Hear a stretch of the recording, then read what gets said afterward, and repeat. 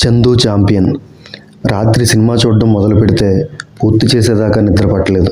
పూర్తి చేశాక అసలు నిద్రే పట్టలేదు. What a feel, what an inspiring story. కాదు, ఇది నిజం, రియల్ లైఫ్. కానీ కల్పనలా అనిపిస్తుంది.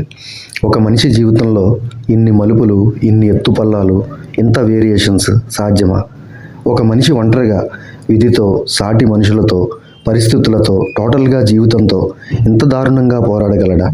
అంత జరిగిన ఒక మనిషి మృత్యువుని ఎదిరించి ఎంత సాధించగలడా? వావ్!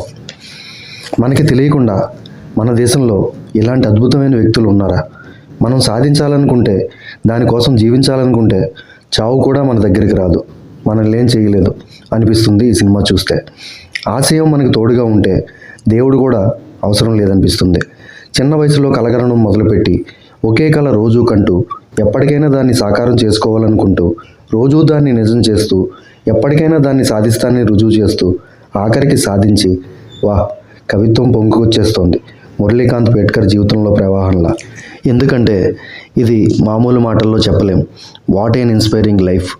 10 సంవత్సరాల వయసులోనే ఒలింపిక్స్లో గోల్డ్ మెడల్ సాధించాలని ఫిక్స్ అయ్యి, ఊళ్ళో కుస్తీ నేర్చుకుని, అనుకోకుండా ఇంటికి ఊరికి దూరమై మిలిటరీలో చేరి, కుస్తీ నుంచి బాక్సింగ్కి మారి, 1964 టోక్యో సమ్మర్ ఒలింపిక్స్లో ఫైనల్లో ఓడిపోయి, తిరిగి ఏషియన్ గేమ్స్ సెలెక్ట్ అయిన తరుణంలో 1965లో కశ్మీర్లో పాకిస్తాన్తో జరిగిన యుద్ధంలో 9 బుల్లెట్లు తగిలి 2 నెలలు కోమాలో ఉండి, వెన్నుపూసలో ఒక బుల్లెట్ ఉండిపోవడంతో కాళ్ళు చచ్చిపడిపోయి, వీల్ చైర్కే పరిమితమైన కుంగిపోకుండా స్విమ్మింగ్ను ఎంచుకుని, అందులో ఇండియా నుంచి 1972లో మ్యూనిచ్లో జరిగిన పారా ఒలింపిక్స్లో స్విమ్మింగ్లో గోల్డ్ మెడల్ సాధించడం వరకు సూపర్ జర్నీ. 2018లో భారత ప్రభుత్వం పద్మశ్రీతో సత్కరించింది. ఇది సింపుల్గా మాటల్లో చెప్పేస్తే.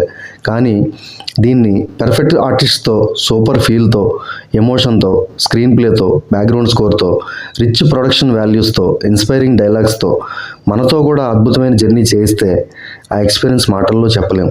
Kabir Khan direction, 1950s, 1960s, 1970s nativity presentation super. తప్పక చూడండి, ఫీల్ అవ్వండి, ఇన్స్పైర్ అవ్వండి.